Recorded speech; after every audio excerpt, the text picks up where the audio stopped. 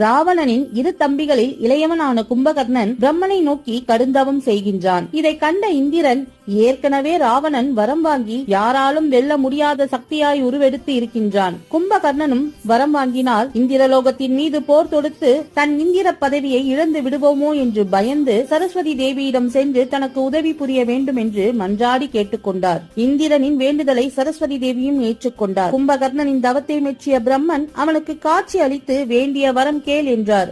அதை கண்டு மகிழ்ந்த கும்பகர்ணன், நிரந்தர நித்தியத்துவம் கேட்க வாய் திறந்தவன், சரஸ்வதி தேவி இந்திரனிடம் சொன்னபடி நாக்கை பிறழச் செய்ய நித்தியத்துவத்தை கேட்க வந்தவன் நித்திரைத்துவம் வேண்டும் என்று கேட்க பிரம்மதேவனும் அப்படியே ஆகட்டும் என்றார். தவறுதலாக வரம் கேட்டதை உணர்ந்து பிரம்மாவிடம் தயவு செய்து இதை மாற்றுங்கள், இது எனக்கு வரம் அல்ல சாபம் என்று மன்றாட அவனுக்காக மனம் இறங்கிய பிரம்மன், வருடத்தில் 6 மாதம் தூங்குவாய், 6 மாதம் விழித்திருப்பாய் என்று வரம் கொடுக்கிறார்.